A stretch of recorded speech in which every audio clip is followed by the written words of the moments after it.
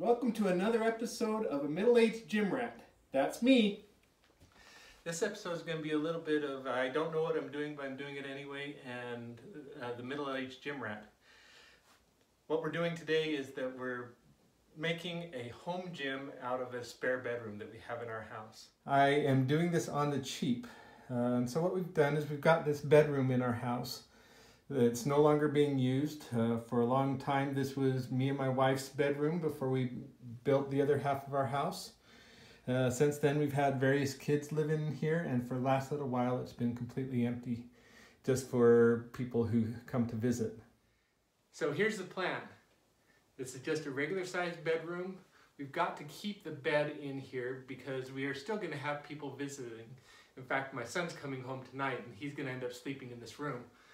But I want to make this a little bit more into a home gym. We've got little bits and pieces that we've collected along the way. Some we've purchased for birthdays and such. Some pieces I've been able to scrounge at DI, which is a thrift shop nearby. And I always keep my eye out for stuff like that because, like I said, I'm a cheapskate. And so this is how you make a gym if you're cheap like me. The first thing that has to go is this carpet. This carpet is original to the house. It's been here since 1984. It is way past its age, and this carpet has to go.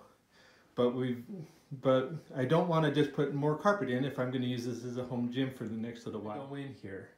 These are 3/4 inch foam tiles, specifically for a gym. They have a texture on them so that you have some traction on the floor. I'm going to tear out all this carpet and I'm going to lay these down across the entire floor. I'm not going to glue them down because someday when we want to move out of this house, I don't think the new owners want a home gym in here, at which time we'll have to take this back up, put in carpet before we move. And so I'm going to put this in, but I'm going to put it in floating so that at some future date we can remove them. So first task, we got to get all of this furniture out of here.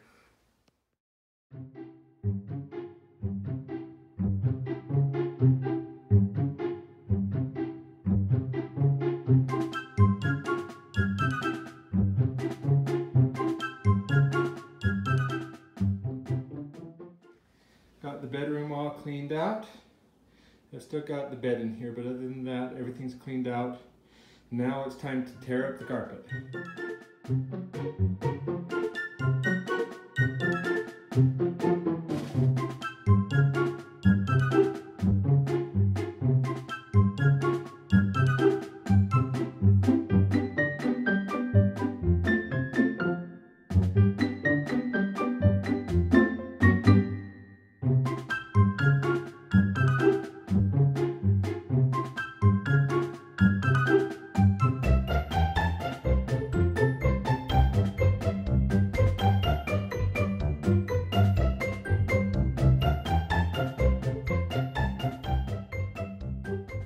You should never do this job. Look what was underneath that carpet. Of course, it's been nearly 30 years of people walking over it, and the black isn't mold, it's dirt. And it's also the underlayment was starting to disintegrate. But even so, all this is dirt. It was just underneath the carpet. So, okay, the next thing needs to come up is all of this tack board. Have my handy dandy crowbar and we'll just pull it up and throw it away.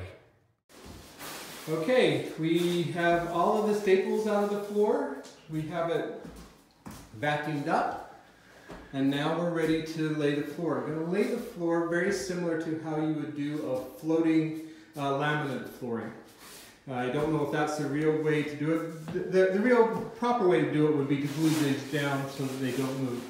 But I have commitment problems and don't want to commit this room to having a floor like this forever. And so in lieu of that, I'm going to do it like a floating laminate floor.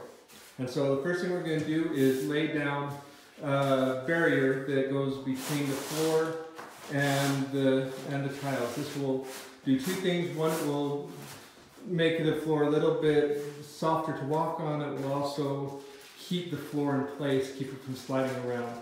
There'll also be a barrier between what happens up above and the subfloor itself. So if you spill something on the floor up above, it's not going to necessarily soak into the subfloor. So the way that these go together is they just snap together like a big puzzle piece. There are edges that have the puzzle piece, and then there's also these pieces here that will fit on and then create a soft edge. Now I might be a little bit short on pieces, and so right now we're going to leave a little bit to where we will come back, and then we'll have to do some cutting to finish off the floor. Once we have all the rows put together, to keep this from coming apart, I'm just going to use duct tape and put duct tape on this underneath parts of the seams. And hopefully that will keep it all together from coming apart as we go. I don't know that duct tape's the correct thing. That's what we're using. And here we are. Everything is down. Here's our new floor. We don't have quite enough. I'm going to have to order some more. You can see underneath the bed I wasn't able to finish there. And also around this edge here. And so I'll probably have to order 2 more packages to finish this off. But once that's done, we'll have our little home gym. Still going to have a bed in our home gym because, well, it's also a spare bedroom. But now it's time to bring everything in. 6 months later. Okay, it's a few weeks later. We have another set of tiles that we can use to finish up the corners and the edges. And so we are cutting these tiles to fit. So the first thing you do is you measure how far it is that you need. And you have to make sure you measure inside the notches and take the notches into an account.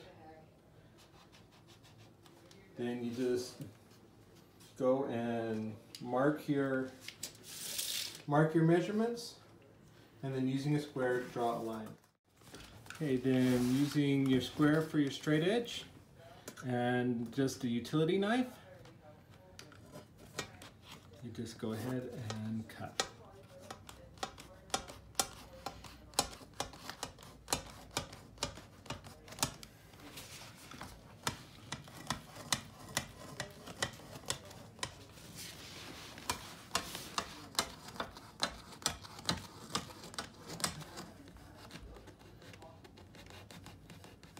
Trying to make sure that you don't cut the floor underneath. Yeah. Once you have it cut, it's just a matter of putting it in, and if you're right, that should go right against the wall. Some people say that you should leave a little bit of a gap because this can expand and contract, but we're doing it straight to the wall. So when all is said and done, here we are. We have a floor. Floor's all done. We got everything moved back in. We have our weights here in the corner, our small weights. Still have our bed so that when my son comes home he has somewhere to sleep. Moved in the curl bar, the weight bench. We have various bands there in the back so that you can do various resistance. All with the brand new floor that we just put in, and then finally just a chin-up bar. So this is our brand new home gym on the cheap. I think it turned out pretty okay.